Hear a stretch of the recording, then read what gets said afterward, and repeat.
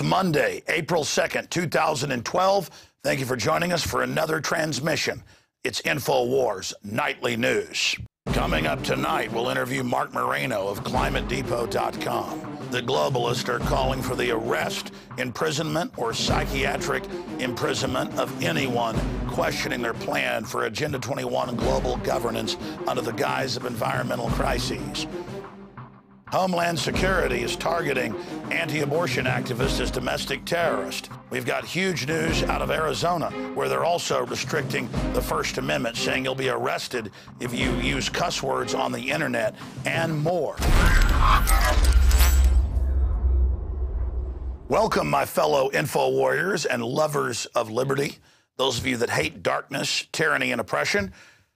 We're here yet again, thanks to the good Lord above and your support. It is Monday, April 2nd, 2012, and this is yet another edition of INFOWARS Nightly News.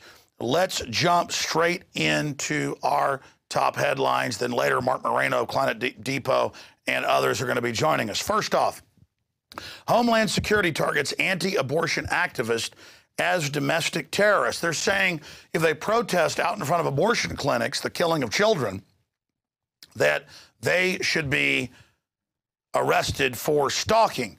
And now the federal government, through different groups, is calling for killing children up to age 3 who are healthy. So now if you don't want to kill that little baby there on screen, you'll have to get arrested as a stalker, I guess. And I have a video clip here dealing with this from the 1980s. I also have videos from the 90s where the federal government came into local police departments and funded them to billy club, to break arms, to attack peaceful demonstrators out front abortion clinics with their arms being broken. This is called pain compliance. And federal and state courts have ruled you can taser, you can billy club, you can break arms as pain compliance. It's not torture breaking your arm, it's pain compliance. When you taser somebody to make them answer questions, it's not a violation of the Fifth Amendment. It's pain compliance. So here is a clip from our film, Martial Law, that came out in 2005, detailing how the First Amendment right of anti-abortion advocates, who are about 70% of the public in America, by the way, even if they were 1%, I'd support their free speech. But this is a majority view being violated by the eugenicists. They want to make sure that the slaughter of babies continues. So let's go ahead and go to this clip. The reason the elite is selling us on torture is because they want to condition us to where we will accept its use against us. And it's been going on for decades in America, in the prisons, and against pro-life demonstrators, environmental activists, and anyone else that doesn't totally submit to their tyranny. The footage you're seeing is from the late 1980s and early 1990s, where the police openly pulled out nunchucks, started wrapping it around the arms of peaceful pro-life demonstrators and brutally breaking them, simply because they refused to get off the side of the sidewalk. The police thought it was their right to break people's arms because they didn't follow their orders.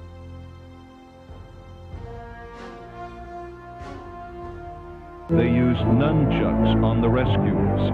This is an illegal martial arts weapon, and merely possessing one in California is a felony. To be attacked with one is assault with a deadly weapon. Never before in the history of America have nunchucks been used on non-violent protesters. This is the gruesome sight of what happened.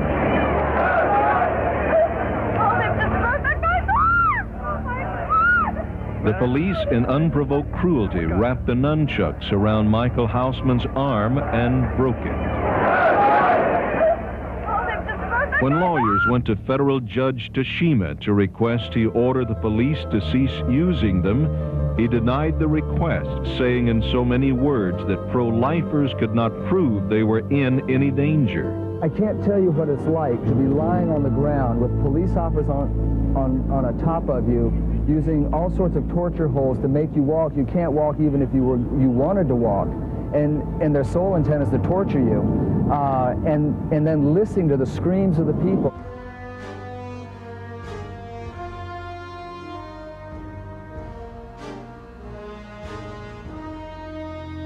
When you bring out riot sticks, it's usually because you expect to see some serious opposition, so you put on helmets and you put on face masks and you carry shields. These policemen were bareheaded. But here it was calculated torture, and the policemen were enjoying the pain. They laughed at the people screaming, and all of us screaming, all grown men, mature men. And you couldn't help but scream. What happened was when the two nightsticks squeezed on the wrists, they cut off the nerve ends and the flow of blood, and your hands swelled up to almost twice the size, and they turned black. It didn't matter whether you were a woman, a man, an old person. It didn't matter what your age, sex, or anything, that they were just there. They were going to brutalize everybody. And I think probably to the women more particularly, that they were very angry that they couldn't get a young woman like myself to walk. And I could tell that it was a pride issue. This is an important illustration because it shows us how long this tyranny has been going on in this country. And if they can get away with it with one group, they can get away with it against everybody. The fact of the matter is, the establishment and its enforcers have been setting the precedent for a long time to torture women in plain view of the public, to use illegal nunchucks and break people's arms. And now in Iraq, they have these big live TV shows with all the people confessing after they've been openly tortured. And in 2005, people they take into hospitals who refuse drug tests are restrained and then tasered repeatedly until they go ahead and urinate in a cup. And there are hundreds and hundreds of examples we don't even have time to cover here. The point is, this is all macabre and terrifying, and the New World Order is conditioning us to accept it. We must resist it. All this is a playground for cowardly freaks who want to engage in torture. Breaking men and women's arms, grabbing women's breasts, torturing them, the police smiling. It's a great joke. We got a bunch of Christians that are peaceful. Break their arms.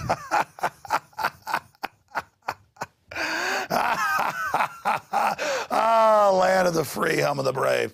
But don't worry, police. You've all been injected with cancer viruses. I know, laugh now, die later. The globalists have already killed you as well. You think the dark powers have given you this evil just so you can have fun? You are nothing but instruments of your own destruction. So enjoy. Let's shift gears now here. Bill Clinton, another loving serial killer, has come out and said ban guns. Just ban self-defense, ban everything.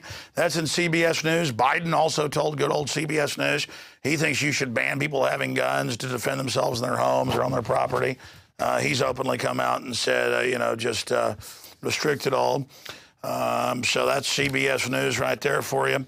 We've got all those reports. It's up at INFOWARS.com, a synopsis boiled down. Obama administration exploits Trayvon shooting to push anti-gun, race-baiting rhetoric. Establishments creating the myth of white-on-black violence to take everyone's rights. Oh, by the way, we have our illustrious Attorney General on C-SPAN years ago saying brainwash the public against the Second Amendment. Of course, why brainwash them? They're now just giving us vaccines that eat the cerebral cortex. That's coming up. But the government's good people. You can't give a white flag to these folks. They don't come to have you surrender. That's why my job's easy. Let's go ahead and go to our loving Attorney General who ships guns into Mexico and cocaine to the U.S. Here it is. Have to be repetitive about this. It's not enough to simply have a catchy ad on a Monday and then only do it every Monday. We need to do this every day of the week and just really brainwash people into thinking about guns in a vastly different way. Brainwash people into thinking about guns. Brainwash people into thinking about guns. And of course, if you forgot, Army Times, you name it, are reporting they're training Brigade Homeland to confiscate your guns. Your military you fund is being trained to confiscate your guns and put you in FEMA camps for civil unrest so these foreign banks engaging in an overthrow of America can have their way with us. The good news is the military is waking up. They've handpicked the FBI on average to be totally criminal, ATF. They've tried to handpick local police.